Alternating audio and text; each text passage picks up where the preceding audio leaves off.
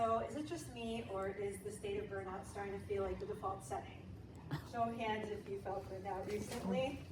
Yeah, okay, I'm not surprised. So if you're feeling like this, you're not alone. A recent survey of 1,500 professionals across Canada showed that 47% reported feeling burnt out this past year, and 31% reported feeling more burnt out this year than last year. So that's a big increase. And it's not evenly distributed.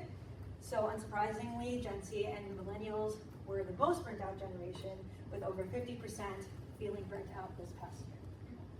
So burnout was kind of a buzzword for a while, but it's been graduated to something a little bit more official, where the World Health Organization now recognizes it as chronic workplace stress that has not been successfully managed. So it's characterized by feelings of energy, depletion, and exhaustion, increased mental distance from one's job or cynicism towards one's job, and reduced professional efficacy. Now, it's important to note that the WHO sees it as very much a workplace-only phenomenon, but we recognize that burnout can be experienced in other facets of life, such as caregiving, education, and even in long-term unemployment. So there are definitions that includes this, but under the WHO, it's very much a workplace phenomenon. So as a population health scientist, when I see this very clear increasing trends among generation, I think, oh my God, millennials and Gen Z are so lazy and they need to stop looking at their phones. But no, what I actually think is, what kind of system reliably produces this level of exhaustion? So that's why today I'm going to talk about what is the system level from the macro, meso, and micro that could be causing this. Because just like other social trends, burnout isn't caused by one notion. It's caused by a convergence of genetic and environmental phenomena. So let's look at the economic level. Now, for many workers, productivity gains have outpaced wage growth, and this is especially prominent in OECD countries and among the youth. So a lot of young people are looking around, they're like, wait a minute, I'm working as hard, or if not harder as my parents, I'm making as much, if not more than my parents, but my quality of life is decreasing. And that is very fundamental to something human in us, which is that we don't actually qualify life in absolute terms. We qualify it in what our expectations are and the people around us. And so we see this in monkey experiments, primate experiments, where they're very happy to receive a slice of cucumber for a task until they see the one next to them getting a grape for the same task, and then they start throwing the cucumber back angrily at the experimenter, because when we see the people around us, such as a small minority accumulating a bunch of grapes for something that we're working as hard to do, that actually registers in our nervous system as injustice and threat. So we have an economic system that looks like a lot of effort, but not a lot of security, and big economic inequality in society. So that actually registers as chronic stress. Now, we also have a social system that actually exacerbates our cognitive and emotional dissonance. So cognitive dissonance looks like, I value sustainability, but my job depends on expanding fossil fuel projects. Or I am not happy at my job, but I should be grateful for having a job. So the brain doesn't like this mismatch, and it tries to resolve it by either changing the belief or changing the action. But some of us have strong beliefs, so we want to change the action. But when there's no autonomy, when there's no social mobility, and I can't change my job because I'm in debt, or I have to caregive, or the labor markets are bad, then I'm stuck in a state of dissonance. And this is well researched in the healthcare sector. It's called professional dissonance, and it's when people who went into healthcare because usually they want to help people, but they're forced to participate in an underfunded, overloaded system. It's called professional dissonance, and it's known as a distinct driver of burnout. So when people are stuck in this chronic state of dissonance that they can't escape, because they simply cannot force themselves to change their belief system, but they cannot change their environmental situation, it creates higher allostatic load, which is the wear and tear stress on the body.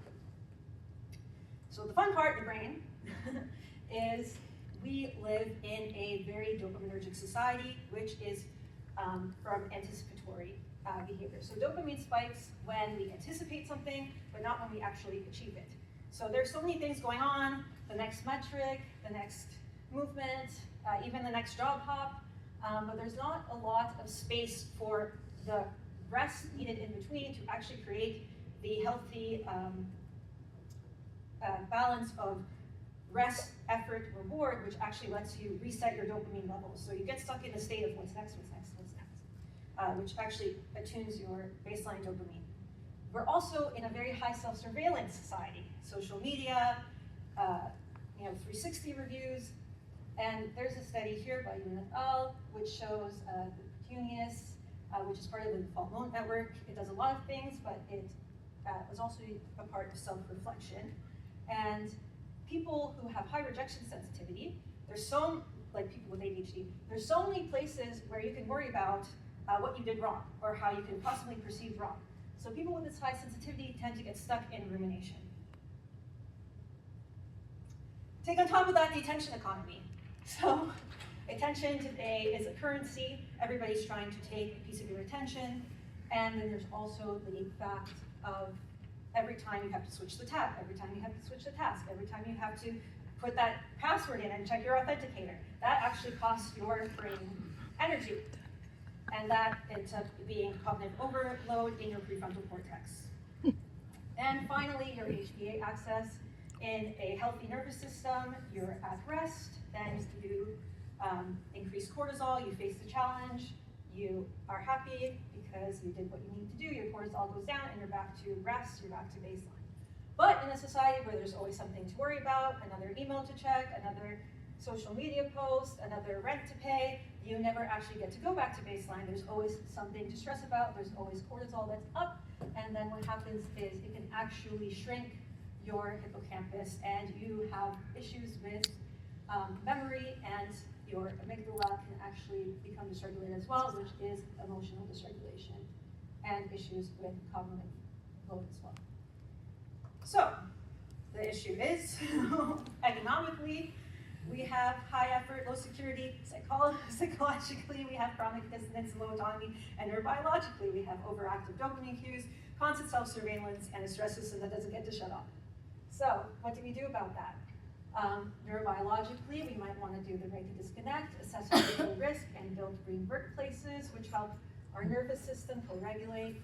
Psychologically, we want to reduce underemployment and unemployment. It gives us more autonomy and social mobility, especially among the youth. And we want to also increase community. It's one of the best buffers against stress. And economically, we want to increase job security, provide fair wages, and healthcare, especially mental health care that I believe should be covered under universal healthcare. And we could also experiment with universal basic income, which has been shown to increase autonomy and mental health in individuals, and can even support innovation and entrepreneurship. So if burnout is a policy failure, then recovery is a design choice, and rooms like this one are exactly where that design begins.